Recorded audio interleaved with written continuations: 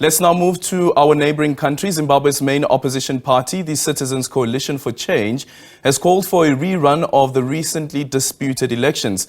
The party argues that the election that declared President Emmerson Mnangagwa the victor was a sham, citing findings from observer missions, including SADC as well as the European Union. The Zimbabwean government accused the EU observer mission of misleading the world. The mission found that the election fell short of international standards of a free and fair election. We now speak to EU EOM Deputy Chief Observer, Dr. Beata Martin-Rozumilowicz, who is now joining us live. Dr. Beata, good morning. Thank you so much for making time for us. I see that the Education Minister of Zimbabwe as well, in their reaction to the preliminary findings of the EU Observer Mission, is accusing the Observer Mission of interfering in the internal affairs of Zimbabwe. What's your response to that? Good morning, Aldrin. Good morning to all of your viewers, and thank you very much for the question. The EU Election Observation Mission follows a very concrete and well-developed methodology that has been used globally for over 20 years.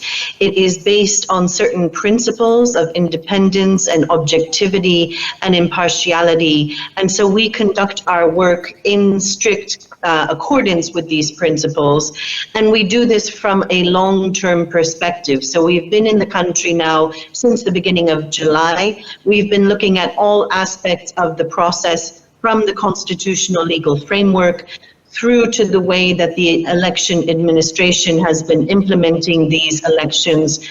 Important questions related to the candidate registration, to the campaign environment, to the media framework, as well as the role of social media in these elections. And we've had long-term observers based throughout the country, 46 of them in all 10 of Zimbabwe's provinces. And our findings are based on their first-hand observations, on the first-hand evidence that they are able to gather. And that is what our preliminary statement is based on. Yeah, let's deal with a constitutional body, which of course is the judiciary of the country. The point that is raised here in your report is that while the role of the judiciary in elections is limited to the resolution of electoral disputes, the acute lack of confidence expressed by many interlocutors in the judiciary raised concern about the role of courts in settling election dispute and on public confidence in its rulings. Why was that an important point to make as part of your observation, also considering, of course, that this is an election that we're speaking about, and you find that it is a heated environment, and you would find that there are people that would accuse the judiciary of being impartial?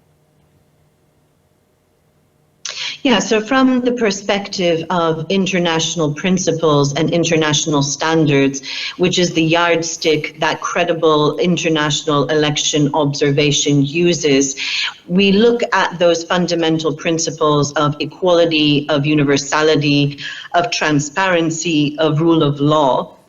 And thus the way in which the judiciary functions, the way in which it acts during an electoral process, the level of confidence that stakeholders have in those judicial remedies is something which is really integral to the way that an electoral process develops, and also the extent to which it marries against international principles and standards, which are willingly espoused by countries that sign up to them, in this case, the country, the Republic of Zimbabwe. Yep. But does that mean that the courts themselves also fell short to upholding what's envisaged in the constitution of Zimbabwe to make sure that the elections are free and fair? So the courts have been a really key focus in this election process. There are a number of challenges that were made, especially during the candidate registration process. And our role is really to look at the way in which that application takes place, that it's equally applied to all contestants, and that the decision making is one which is transparent and understandable both to the stakeholders, but especially to the citizens of the country. And then there is the other part around the MPOA, that is new legislation that was brought in. And the observation there is that police told the EU that it denied 14% of the CCC and 33% of the MDC events, while disallowing only 10% of ZANU-PF's events. And ZANU-PF on the other part is arguing that actually they had most of their events being cancelled because of the decisions that was taken by the police based on this new legislation.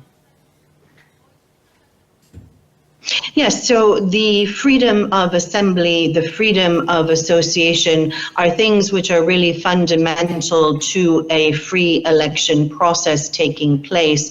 And so it's something that our election observation missions in all countries really focus on. As I mentioned, our long-term observers throughout the country have been following campaign rallies, campaign events in their hundreds. And so firsthand, they were able to see various rallies take place, but also various rallies not take place, and then be able to receive the evidence for why those meetings were denied. We have those figures that you mentioned from the Zimbabwean police, and they're reflected in our preliminary statement, but we also have the first-hand and evidence of our long-term observers that we've been able to collate, and that's also properly reflected in our preliminary statement. Yeah. The fiscal measures that you point out in your report as well, salary increases and other support for groups such as civil servants and the security sector were announced by the government before the elections. Is it the observer mission's view that this was actually a bribe? So again, we look at the campaign environment from a long-term perspective, and we look at the involvement of resources in the campaign. In the case of Zimbabwe, the element of campaign and political finance is very lightly regulated.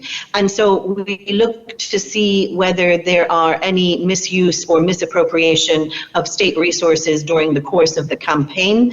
There were a number of events which are documented and footnoted in our report where there was the use of resources which were not clear in terms of their provenance, and they were used in terms of campaigning for a certain political side.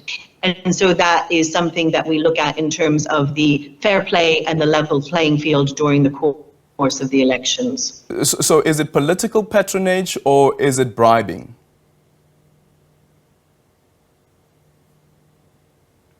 This is something which really is dependent on the legal framework. As I mentioned, that legal framework is still to be developed, and it's something that's likely to be a recommendation of ours in the future for modification in terms of further electoral reform.